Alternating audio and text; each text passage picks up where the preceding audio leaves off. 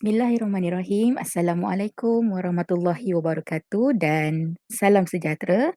Okey, bersama lagi dengan saya Cikgu K. Hari ini kita nak sambung pembelajaran yang seterusnya, nilai tempat dan nilai digit. Okey, jadi nilai tempat dengan nilai digit ni bukan perkara yang baru, bukan topik yang baru. Kita dah belajar sebenarnya daripada tahun 1 sampailah ke tahun 3.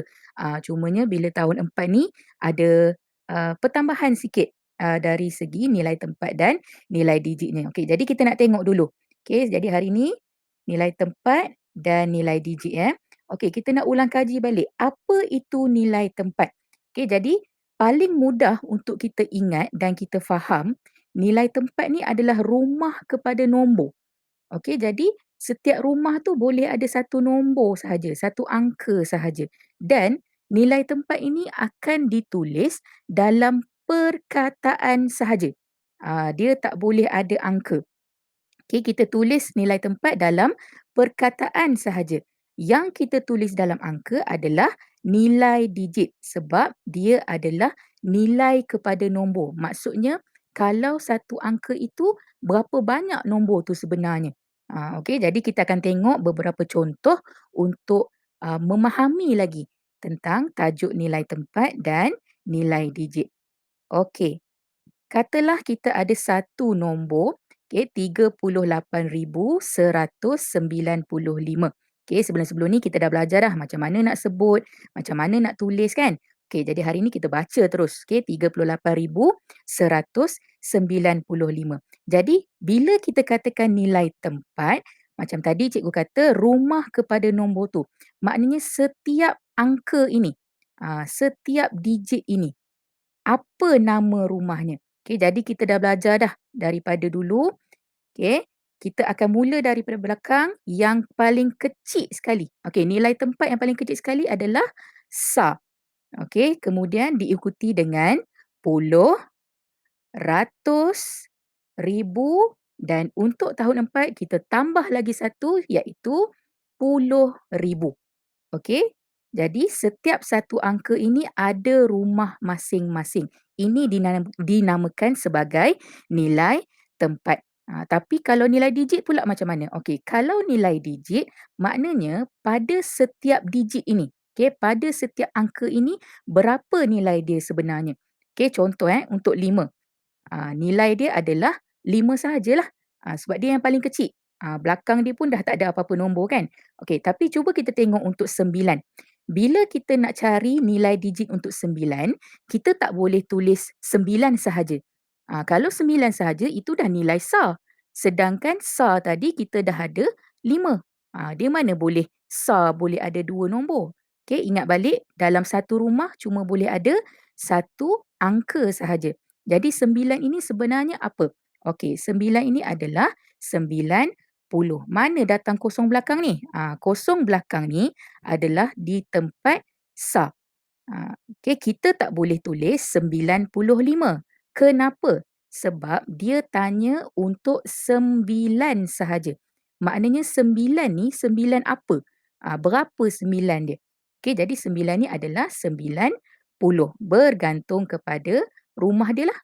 Kalau dah rumah dia 10, maknanya nilai dia adalah 90. Okey, kita teruskan untuk 100. Untuk 1. Okey, untuk 1 nilai tempatnya adalah ratus, maka nilai digitnya adalah 100. Mana datang ni? 2 kosong belakang ni. 2 kosong belakang ni, 1 untuk puluh, 1 untuk SAR. Okey, walaupun puluh ni dia tulis 9, SAR ni ditulis 5, kita tidak boleh tulis 195 sebab yang ditanya adalah nilai digit untuk satu sahaja. Maknanya satu ini satu apa? Satu SAR ke, 10 ke, 100. Okey, tapi bila dia dah di bawah ratus, maka nilainya pun menjadi ratus juga. Okey, ini adalah nilai digit dia. Okey, seterusnya adalah untuk 8. Okey, 8 ni 8 apa? Okey, kalau nilai tempatnya 1000, maka nilai digitnya pun mestilah sampai 1000. Jadi 8 ini akan menjadi 8000. Okey, macam mana pula dengan 3? Okey, 3 kalau nilai tempat dah 10,000, maka nilai digitnya pun akan menjadi 30,000. Ada 1, 2, 3, 4 sifar dekat sini. Dari mana datang 4 sifar ni? Adalah untuk rumah-rumah yang lain. Untuk ribu, untuk ratus, untuk puluh dan untuk sah. Yang kita cari adalah 3 sahaja. Jadi 3 itu yang kita tuliskan untuk 30,000. Okey, jelas?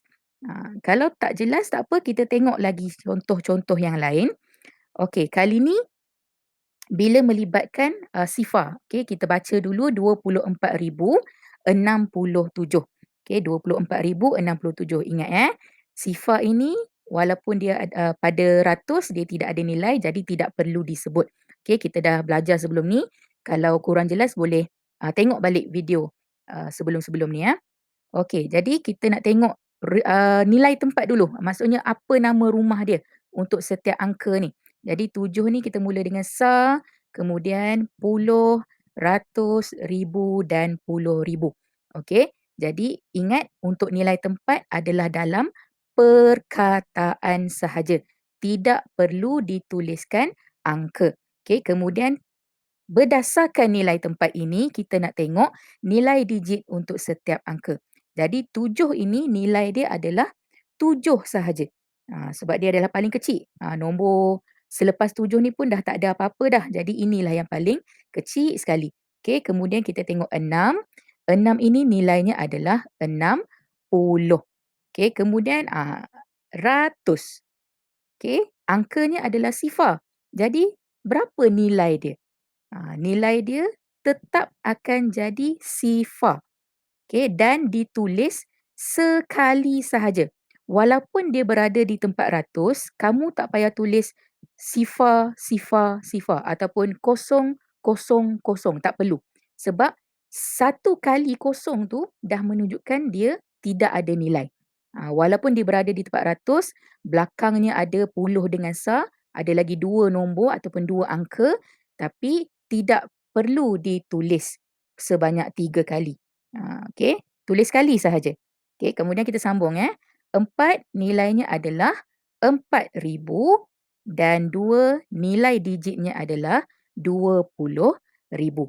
Okey, jadi cikgu nak fokus sikit pada bahagian sifar ni lah sebab selalu murid akan tulis sifar, sifar, sifar. 3 kali. Sebab apa? Sebab alasan dia kosong ataupun sifar itu berada di tempat ratus. Jadi nilai dia pun kena tulis 3 kali. Tak payah. Kamu tulis sekali ke, 3 kali ke, 50 kali ke, nilai dia tetap sama. Sifar, kosong, tak ada nilai. Okey? Baik, kita tengok contoh seterusnya yang melibatkan sifar lagi. Kan ini lagi banyak kosongnya kan. Okey, kita baca dulu. 10,503. Jadi untuk nilai tempat ataupun rumah kepada angka-angka ini mestilah dalam perkataan. Jadi kita ada sa, puluh, ratus, ribu dan puluh ribu. Okey, sekarang ni kita nak tengok nilai kepada nombor ataupun nilai digitnya. Okey, 3 ini nilai dia adalah 3 sahaja. Alright, sifar untuk puluh, berapa kali kita nak tulis? Okey, bila kosong ataupun sifar berada di puluh, walaupun di belakangnya masih ada tempat untuk sa, kita tulis sekali sahaja. Okey, macam tadilah. Okey, sekali sahaja. Tak perlu tulis kosong-kosong ataupun sifar-sifar, tak payah. Okey, sekali sahaja. Baik, kita tengok pula untuk 5. 5 ini akan menjadi 500. Okey, ini adalah nilai digit dia. Baik, kita tengok untuk sifar ataupun kosong di bahagian ribu. Okey, nilai dia kita dah tahu dah memang kosong lah, tak ada nilai. Tapi berapa kali nak tulis kosong itu? Berapa kali nak tulis sifar tu? Kita tulis sekali sahaja. Okey, walaupun dia berada di tempat ribu, kita tak perlu tulis sebanyak 4 kali. Okey, kita tulis sekali sahaja. Right, kemudian kita sambung. Satu di tempat puluh ribu itu nilai dia akan menjadi 10,000. Okey, dari mana datang kosong berkosong belakang ni? Semua adalah nilai tempat yang lain-lain. Jangan salin balik, sebab dia cuma tanya nilai digit untuk angka satu sahaja. Okey, lepas ni kita akan tengok lagi contoh-contoh, soalan yang berkaitan dengan nilai tempat dan nilai digit.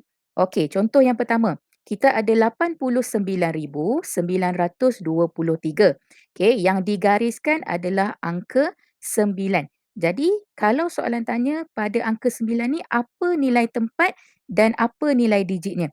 Jadi untuk nilai tempat tak ada masalah, kita akan mula dari belakanglah. Okey, jadi kita akan dapat sini, sah. 2 ini akan puluh, 9 ini tempatnya adalah ratus dan 9 yang digaris ni tempatnya adalah ribu. Jadi untuk menulis nilai tempat, macam tadi cikgu dah kata, dalam perkataan sahaja. Jadi jawapan kamu cuma tuliskan ribu sahaja. Tak perlu letak angka 9 di depan. Bila kamu letak angka 9 di depan, dia dah menjadi nilai digit. Sedangkan soalan cuma tanya nilai tempat. Maksudnya apa nama rumah untuk 9 tu. Okey, jadi nama rumah dia untuk 9 adalah ribu sahaja. Okey. Kalau untuk nilai digit, maksudnya 9 ini adalah 9 apa? Berapa banyak 9 ni yang ada digariskan itu? Okey, kalau kamu tulis 9 sahaja, dah salah lah sebab 9 sahaja itu menunjukkan sah. Sedangkan kita dah jawab tadi, nilai tempatnya adalah ribu. Jadi 9 itu sepatutnya menjadi 9,000. Dari mana datang 9,000 ni? 9 kita cuma salin balik sahaja dan 3 tempat ni, 923 ni tidak perlu ditulis balik, kita gantikan dengan 3 sifar. Okey? Sebab yang ditanya adalah yang bergaris sahaja. Yang belakang semua akan jadi sifar ataupun kosong. Baru betul. Okey, kalau kamu tulis 9 sahaja, tak ada kosong kat belakang tu maknanya dah salah. Sebab 9 sahaja menunjukkan sah. Okey, sedangkan tempatnya adalah ribu. Okey, contoh seterusnya. Baik, kita ada 65,324 dan angka ataupun digit yang digariskan adalah 6. Jadi kalau soalan tanya yang 6 ini apa nilai tempat dan apa nilai digitnya. Jadi kalau nilai tempat tak ada masalah. Okey, sama macam tadi kita akan tengok dari belakang. Jadi 4 akan di bawah sah, 2 akan di bawah puluh, 3 di bawah ratus, 5 di bawah ribu dan 6 ini akan jadi 10,000. Okey, jadi kamu cuba tengok nilai tempat cikgu tak tuliskan angka langsung. Semuanya dalam perkataan sebab dia cuma tanya apa nama rumah untuk 6 tu. Okey, jadi jangan letakkan angka. Okey, nilai digit pula. Okey, sama juga macam tadi, dia tanya nilai digit untuk bergaris ini, 6. Kalau kamu tulis 6 sahaja memang confirm salah. Sebab kalau 6 sahaja itu dah jadi sah. Sedangkan kita nampak 6 ni berada di tempat puluh ribu. Jadi kalau 60,000 macam mana kita nak tulis? Jadi kita tuliskan 6 sifar, sifar, sifar, sifar. Okey, mana datangnya? 6 ini kita tuliskan dulu dan 4 tempat di belakang ini kita gantikan dengan 4 sifar. Kita tetap tulis tapi kita gantikan dengan sifar ataupun kosong. Okey, seterusnya 13,707. Kali ini digit yang digariskan adalah sifar ataupun kosong. Jadi kita nak cari dulu nilai tempat untuk sifar itu. Okey, jadi sama juga macam tadi, nilai tempat kita mula dari belakang, 7 ini akan berada pada sah, jadi sifar ini akan berada pada puluh. Okey, jadi kita tuliskan puluh sahaja. Okey, jangan tulis sifar puluh ataupun kosong puluh. Tidak perlu ditulis angka. Okey, ingat nilai tempat kita tuliskan dalam perkataan sahaja. Okey, seterusnya kita nak cari nilai digit. Kalau kamu ingat balik nota yang cikgu bagi tadi, walaupun dia berada di tempat puluh, dekat belakang ni ada lagi digit ataupun ada lagi angka, tapi kita cuma tuliskan sekali sahaja. Okey, tak perlu tulis kosong kosong ataupun sifar-sifar, tak payah. Sebab kalau kamu tulis banyak mana pun, nilai dia tetap sama, kosong. Okey? Jadi kita tuliskan sekali sahaja. Okey? Yang 7 walaupun ada tempat di belakang tu, tak perlu tulis apa-apa. Okey, tetap akan jadi sifar.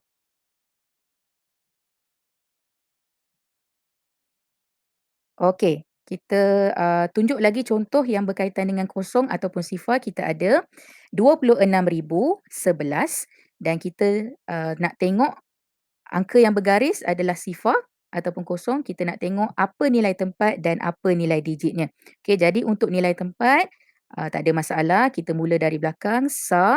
Satu, ini pun puluh dan sifar ini akan berada di tempat ratus. Okey, ingat tulis perkataan sahaja. Okey, jangan tulis angka. Okey, untuk nilai digit, berapa nilai kepada sifar yang ditulis, yang digariskan itu?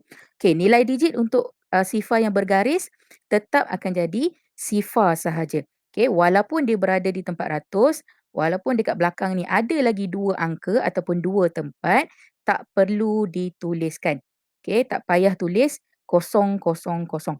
Okey, tulis sekali sahaja sebab nilai dia akan tetap menjadi kosong ataupun sifar. Okey, tak payah tulis, berkali-kali.